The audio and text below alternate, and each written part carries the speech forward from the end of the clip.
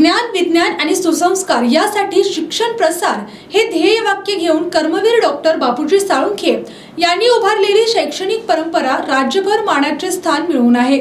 तर पाहुयात आजची सविस्तर बातमी। मात्र संस्थेच्या नावाशी संबंधित काही कथित गैरप्रकारांबाबत गंभीर तक्रारी समोर आल्याने शैक्षणिक वर्तुळात चर्चेला उभारणी आली आहे।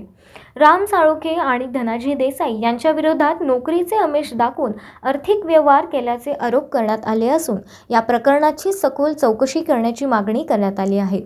या आरोपांमुळे संस्थेच्या प्रतिमेला धक्का बसल्याची भावना काही शिक्षक, विद्यार्थी आणि पालकांनी व्यक्त केली आहे। या पार्श्वभूमीवर प्राचार्य डॉक्टर अभयकुमार साळुंखे यांनी निवेदन सादर करण्यात आले। निवेदनात संपूर्ण प्रकरणाची निष्पक्ष, पारदर्शकता आणि तातडीने चौकशी करून सत्य जनतेसमोर आणावे, तसेच चौकशीत दोषी आढळणाऱ्यांविरोधात नियमानुसार कठोर कारवाई करावी अशी मागणी करण्यात आली। संस्थेची अनेक दशकांची शैक्षणिक परंपरा, विश्वासार्हता आणि सामाजिक प्रतिष्ठा अबाधित राहण्यासाठी कोणत्याही प्रकारच्या कथित गैरप्रकारांना पाठीशी घालू नये अशी भूमिका निवेदनकर्त्यांनी व्यक्त केली। दरम्यान या प्रकरणातील आरोपांची सत्यता अधिकृत चौकशी पूर्ण झाल्यानंतरच स्पष्ट होणार असल्याचे सांगण्यात आले।